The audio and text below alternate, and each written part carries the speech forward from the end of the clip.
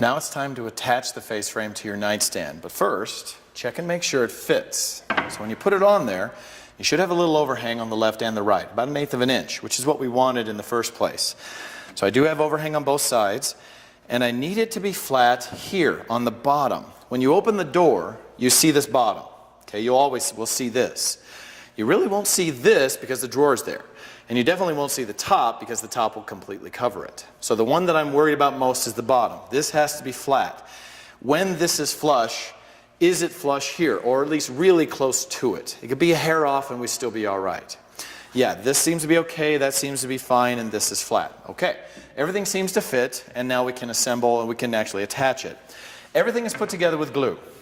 So all I got to do is get a glue bottle, and we're going to glue the entire area, a little line. If I put too much glue, it'll squirt out and drip down the sides, and then you have to wipe it off with a wet paper towel, or it will leave bad marks. So, not a ton, but you want to make sure there's a line of glue over the whole thing to keep it on. Down the other side, and then get your other two. There's a web frame and then the bottom shelf. Okay. I don't bother moving it around with my finger, nothing. It's all set to go. So now I carefully place this on. This is as close to perfect as I can make it. Okay, flat here, and a little overhang on both. Make it even, so it's a little overhang on both sides, left and right. Now, for this point, I haven't even checked the top. I haven't moved it, I haven't touched it, I don't know. I mean, yeah, it's a little bit off, it's slightly shifted to the left. I don't care. All I care about is this shelf, which is right perfect there. Good, and there. Grab your nail gun and your air hose. So again, you'll have long nails, plug it in, and you're going to shoot 2 shots here and 2 shots here. So 2 in the shelf and 2 in your stiles. Now the bottom is attached and it's not going anywhere. It's perfect. Now like I said before, the top is a little bit off. I actually have to pull it to the right. There's no overhang here and a lot on this side. I need it even. Now because the bottom is attached, I can shift it just a little bit to the side and get it perfect without moving this, because now it's attached. So take your nail gun, move it to the side to where you want it to be, and hold it while I tack it in place. And 2 there. And then I always put 2 more down. 1 there and there. No toenailing, it's all straight shots. You will have to putty every single hole, I understand that. There we go. If you miss a shot on the outside, we have to rip it out, because now we have to shave off the edge with a machine, and I can't hit a nail. It'll destroy the bit that we're going to use. But I've got all of these holes that I need to putty, but before I putty them and put mountains of putty on the front, I need to shave off the side. I'll get a router, and that's the next step. To shave off this extra, we're going to use a router. Now this is one of them, and I have 2 of them that are permanently set up. But the thing I wanted to show you is the bit. It has a straight bit, and it's called a flush trim bit. Now this one's actually a spiral cut, but the ball bearings are flush with the outside edge. So what it does is when I run it along the outside edge, the bearings ride along the side, and everything that's sticking out beyond that side is going to get shaved off, which is exactly what I want.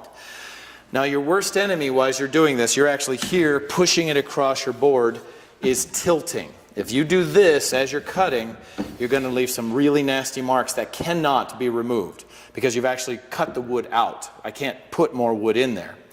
So if you know up front that you have an unsteady hand, then there's another way to do it. Same machine, but I've got just this simple little board that you can put on the edge. So here's how you set it up.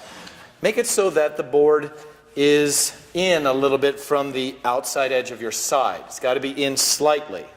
If it's outside, you'll actually cut the board off. We don't want that. So it needs to be inside that outside edge here of the face. And then we just clamp it on. We use these tiny little speed clamps. Clamp it right here. And we put another one at the top. Make sure that's correct. There we go. And clamp it right there. Double check. Okay. Once it's in place, now I can ride it along the edge like this, and I have more wood so that it's harder to tilt. I can still tilt out, but that actually puts an outside curve on it, and you just go over it again and it'll shave it off. So here's how it looks. Put on your glasses, because this makes a lot of sawdust. You turn it on by lifting the switch up. And then I go this way, away from me.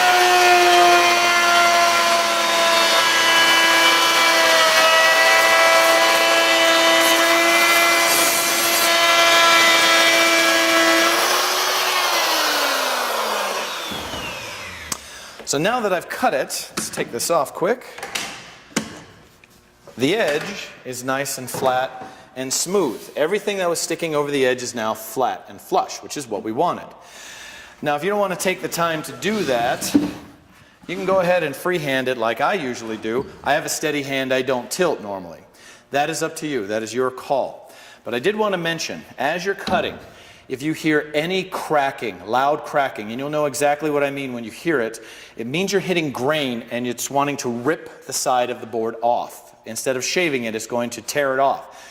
Especially with the harder woods like oak or maple, that tends to happen. Now, if you hear that, what do? Now, I just told you, on this side, you always want to go away from you. You want to go in a counterclockwise motion. That's opposite the rotation of the cutter, just like a shaper. So on the right side, it's away from me. On my left, it would be towards me, but I'm right-handed, so I always do it on the right side. I just flip this thing around. If you hear any cracking, you need to cut the wrong direction. This is one of those instances that I give you the rule and then give you an instance where it doesn't apply. If you hear cracking, go the wrong way. What that does is it removes the wood that would crack off before you hit it. It's kind of hard to explain. I'll go halfway and then turn around and come the opposite direction just so you kind of see both. But this is more the rare exception than the rule. So let's do the other side. All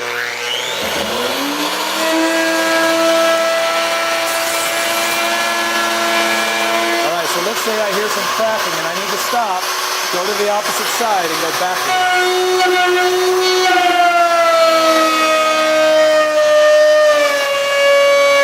And then I always finish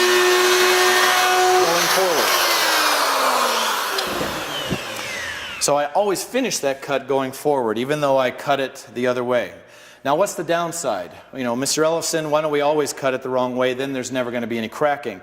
The problem is you're cutting in the direction that the machine already wants to go, so it tends to jump at you a little bit. It's a little bit more dangerous. Not horribly, but it is a little bit harder to hold. So you need to keep a good grip, which is why when I cut, I always keep an elbow and an arm steady on the nightstand so I have something to pivot from. I don't have my arms up trying to do this. That's hard. So take your time on the router, get this nice and flush, and then we'll putty. So again, grab the putty. We're going to do all the holes. And again, you don't need very much. So that's all I need. Putty each of the holes. You put it in and then scrape it off. Put it on or inside that hole and scrape it off all the way around. Now the bottom ones are covered with base trim, so I don't need to worry about that one, even though I did one already. And the top ones are covered with a lid, so I am essentially done. But a lot of you will end up with a gap right here. Now, how do you putty that without wasting a lot of wood putty? Well, you take putty, and I have a pretty good amount here on there, not a ton, but you go along this way here and putty it this way. So I'm slowly tilting this down as I go, just a little bit and getting more and more and more. Once I get enough on there, take it and scrape it off like that. All right? And you can finish up all the way down. Now, if you don't have a gap there, then of course you don't have to do this. It just depends. Then flip it around, have a look. Well, there's a little gap on this one too, so I'm going to do the same thing. So putty all the way up, going across it, sideways, getting as little, and then scrape as much of that off as you can. If nothing else, it'll help it dry faster, and then you can sand sooner and move on.